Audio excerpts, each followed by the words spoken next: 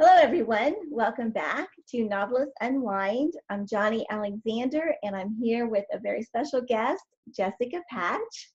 Jessica and I have actually met in person a couple times, so it's always fun to interview someone that I actually know. I lived in Memphis for a while, and Jessica is from that area.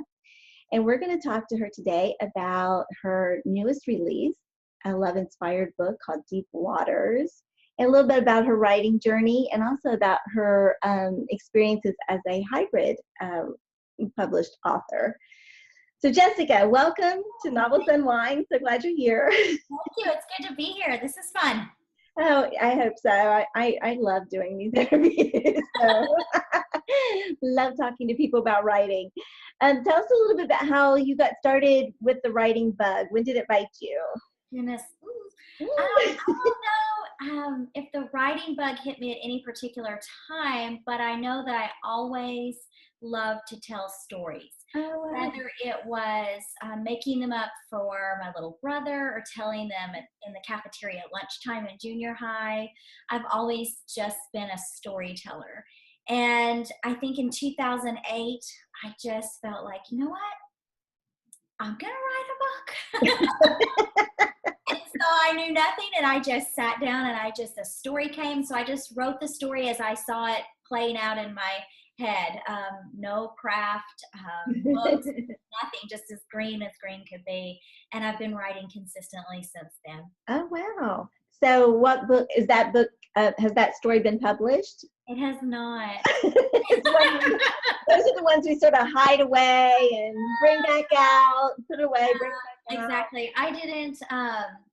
I didn't try to publish that one. I did revise it some, and then I tucked it away along with the others I wrote right after that. And it was, I think it was my 7th or 8th novel that which still isn't published, by the way. But it is what it is. You know what I'm saying? But it is the one that I went to conference with for the first time and pitched to my agent, and that's what secured representation. Oh, okay, great. We pitched it for a while, and then it was time to let's do something new. Let's do something new. It's still there. There's the option to indie publish it, or maybe go back, even 5 years, 6 years from now, it's probably time to revise it because you can always be growing. So I'm sure I will go back now and look at it and think, how did that secure representation? I totally understand, because that's kind of what happened to me too. The novel that got my agent is one I'm looking at self-publishing too, because nobody bought it. But it led to the book that did get sold. So it's always a blessing. We never know for sure how God's what path he's gonna take us down. I know, we were just talking about that. So true. You never know. You need to be open, and you need to be flexible, or you will just walk right past those open opportunities. Sometimes they're just waving you down like a flag with a flag, and hey, but you get tunnel vision sometimes in what you think God wants you to do, and you can get a little bit confused and just keep going this way. And I think too, we sort of talked a little bit about this before we got on official, having our own vision of what we want our publishing journey to look like. And maybe God just has a totally different plan for that. And I'm living proof. You are too, probably. Yeah. Oh, definitely. I mean, I've published in 3 different genres now, or will be. And it's like, you're supposed to do one, they always say one genre. And it's like, but these are, this is the path God's given me. It's not been me doing this. So, So what was your debut novel? My debut novel I actually have here was Fatal Reunion. And this was my very first published book with love-inspired suspense. And I wrote this, actually, we talked about it. My agent asked if I thought about writing for Love Inspired, and so I wrote this book, and here it is. Actually, it was initially titled Price of Betrayal. Oh, really? Yeah, almost all of the titles have been changed from what I changed them to, so now I don't care quite as much. I'm not hanging on to those titles like I used Yes, I know it's not going to happen. Yeah, publishers like to come up with their own titles. Yeah. I had that book. I haven't gotten around to reading it yet, but I have it because I found it in Walmart. I was like, oh, Jessica's book. It's surreal to see your book, especially when you're walking in Walmart and when other people are just browsing through it. And I haven't really said anything. Sometimes I just like to stand back and just kind of watch and like, are you going to put that down? Because if you're going to put it down, then I'm going to step in and I'm going to say something. But if you put it up, I might just let it go. Oh, I think that's wonderful to have a book in Walmart. Such a thrill. So how many books have you written for Love Inspired now? Deep Waters is my 5th book, and I have 2 more in that security specialist series. One comes out in March, and the next one comes out in June. Oh, and wow. on a new 3-book series with them. Oh, that's great. Well, Deep Waters is the latest one, and you have a copy of it too, right, that you can show us? Uh-oh, I think we froze up. I do. Oh, there we go. Okay. Yeah, Deep Waters was a fun book to write. My niece, she's an adult now. It's debatable, but I'm just I love you if you're watching. She loves sea turtles. Ever since she was little bitty, she loved sea turtles, and she has a little tattoo of a sea turtle. And so when I started writing, she would always say, you need to write a book about a sea turtle. Put sea turtles in it, and also me. And you get that a lot from family. Like, are you going to write about me? Yeah. But she wanted me to write a book about sea turtles, and I kind of toyed with an idea, and then I just let it go. And finally, I decided I do want to write one kind of Florida, a fictional town. And I thought, yeah, now's the time. So this book is actually not dedicated to her. I was going to ask you about the dedication because I thought it was so cute, and I love reading. I read dedications. I read acknowledgments. I do. I do too. So yeah, I thought, oh my gosh. So tell us about Crimson, because that was one of the things I was going to ask you about anyway. Oh, okay. Yeah. Crimson is my great niece, and she's such a little pill. I just love her to pieces. She reminds me so much of my niece Chelsea. I was 15 when Chelsea was born, so she's more like a little sister to me. And I wrote, before Deep Waters, I wrote Final Verdict. And that really came from a tough place because we lost Chelsea's dad in a motorcycle accident. Oh my. He was hit by a young teenage boy who was drunk at the time. Oh, how sad. He was on his way home from work, and he was hit by this boy. Oh, and wow. so this has a lot of that real life story in this fictional story. So this is the book I dedicated to Chelsea. And I didn't know I was going to write a sea turtle book. So when I realized it, I thought, oh, I'm not dedicating 2 books in a row to her. It's not going to happen. Crimson loves sea turtles now because Chelsea's definitely made sure that she loves them too. So I thought, well, I'll dedicate it to you because I've already dedicated one to her. Oh, and it really is cute because you say in there something like, when you're old enough to read this. I thought that's just so special. Yeah, she's in kindergarten this year. So it'll be. They live in Florida? No, they actually live in Illinois. Okay. Wow. I've been to Florida many times on vacation, and I would love to have set it in the Tampa area, but I didn't have a chance to go down there for research, and I didn't want to mess anything up when people around Tampa are reading it. They'll know that. So I just kind of created my own little fictional Turtle Bay and kind of used some of the things from around that area to put it in there. But it's a fictional little town there in Florida. Oh, I like that though.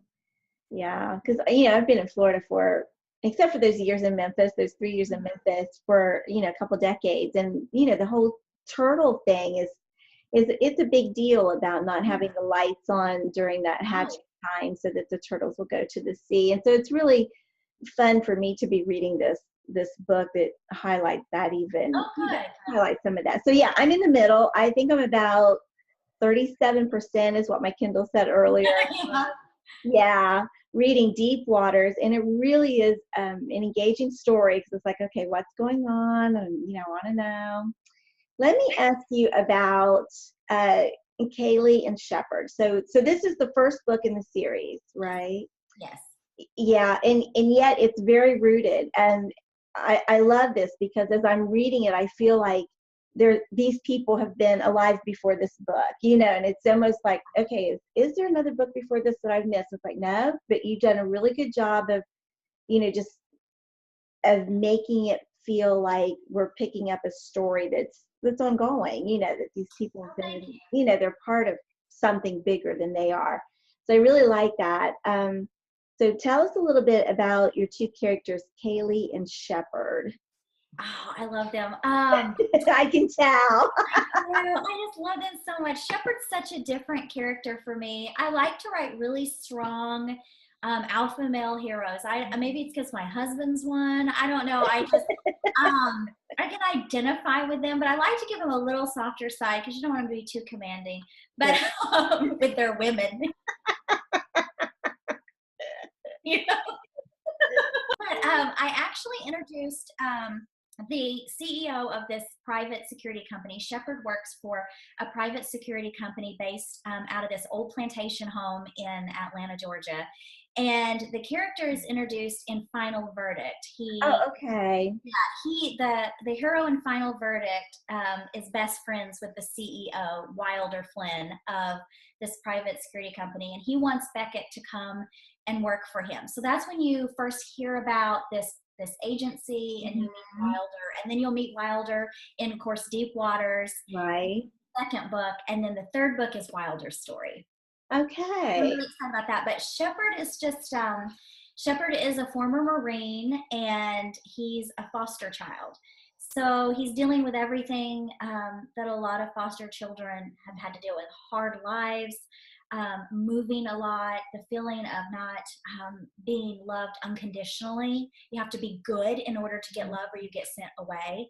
And so he's very guarded. And Kaylee he calls her sweeter than Alabama tea. She's really this sweet, nurturing person. And of course, she loves turtles, and she loves working with animals because she feels like it's safe. And so this story is about her seemingly safe world becoming unsafe, and Shepherd and her working together to solve a mystery and healing broken hearts and finding unconditional love in Jesus and in each other. So. Yeah.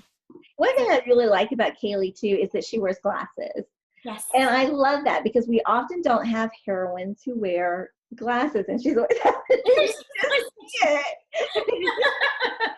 and Shepherd even tells her once to push those glasses on her nose, or he did it. I can fix those. Yeah, so that's like, well, that is really cool. And sort of goes against the stereotype of, the heroine. And I love that about her. Thank you. I appreciate that. Typically heroines do, they always have long, luxurious hair, Yes.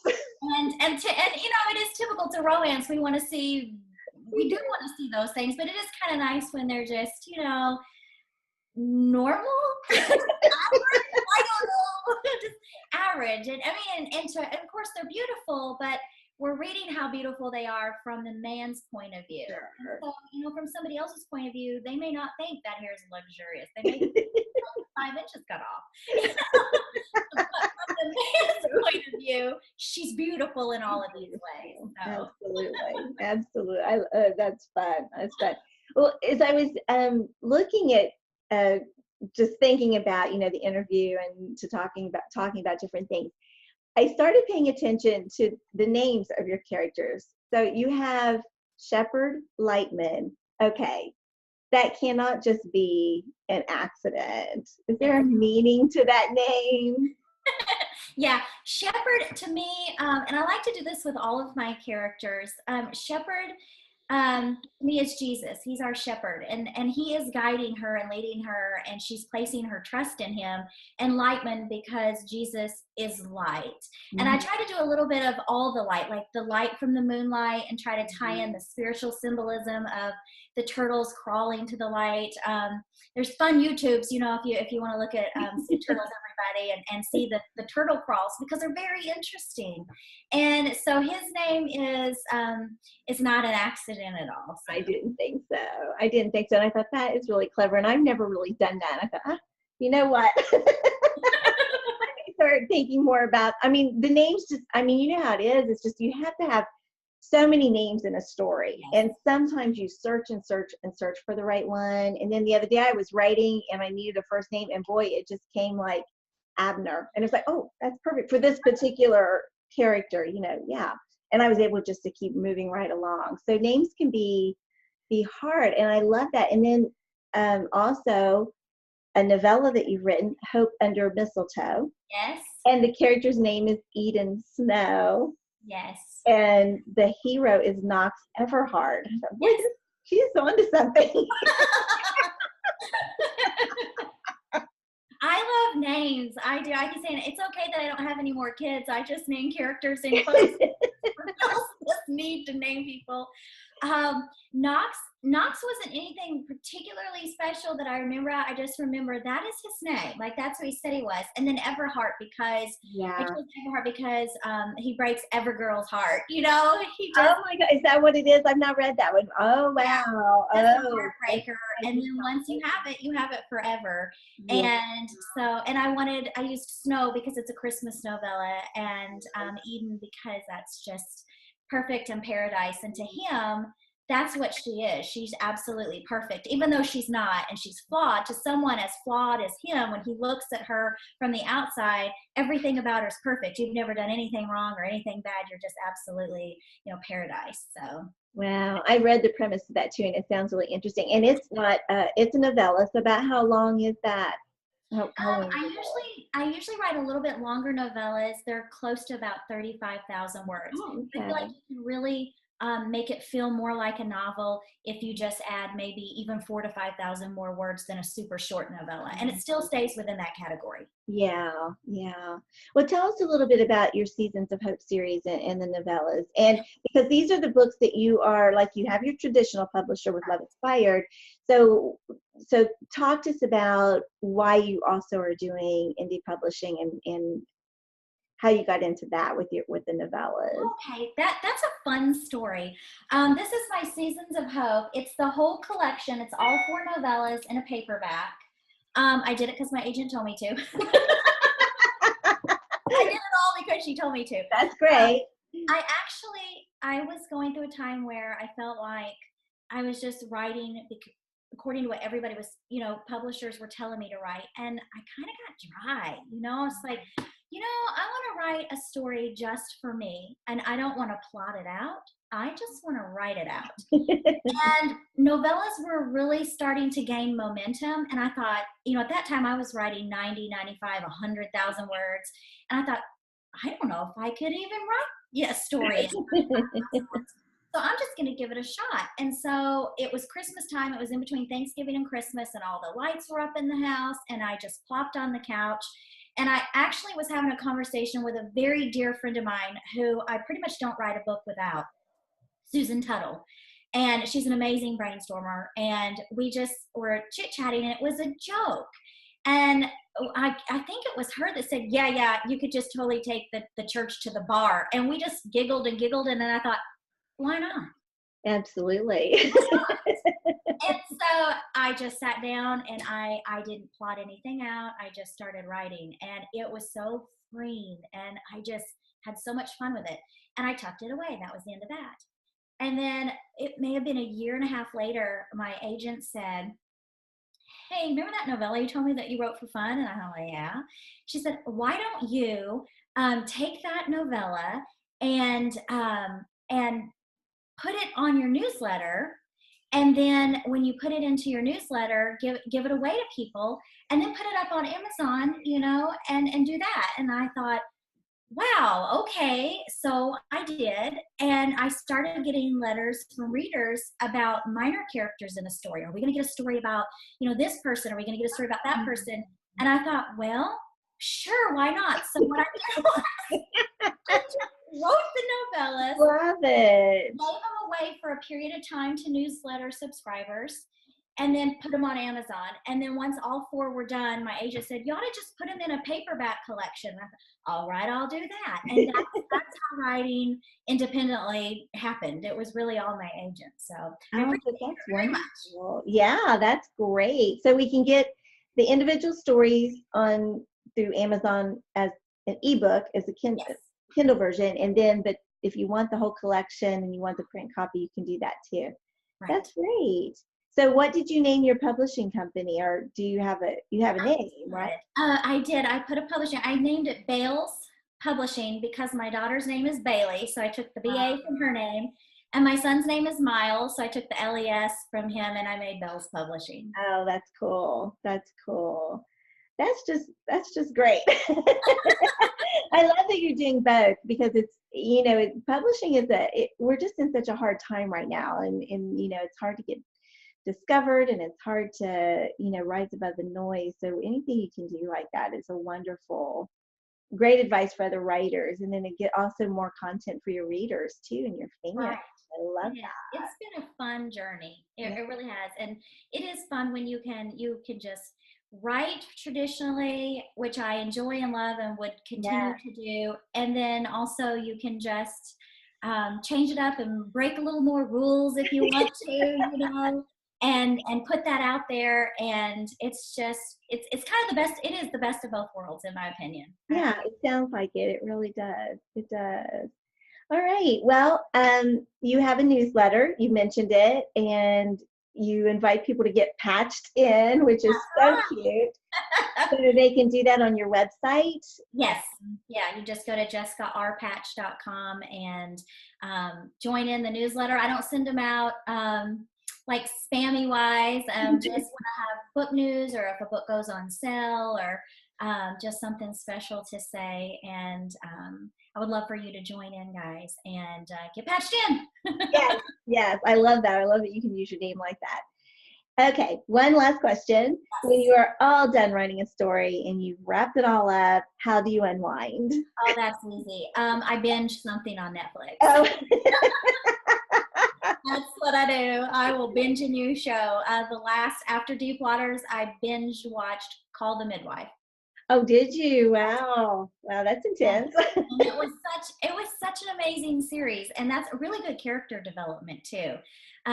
So I binge watched all of that the last book. So I find something new, and that's all I do. I just lay there and I just let your brain just be filled rather than going out. I catch up with friends, that I haven't seen in a while, but mostly I just lay around. I clean my house and I lay around and binge watch something.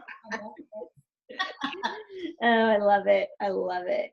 Jessica, thank you so much for being with me today. And thanks everybody for watching the video, the interview. Make sure you connect with Jessica on her website.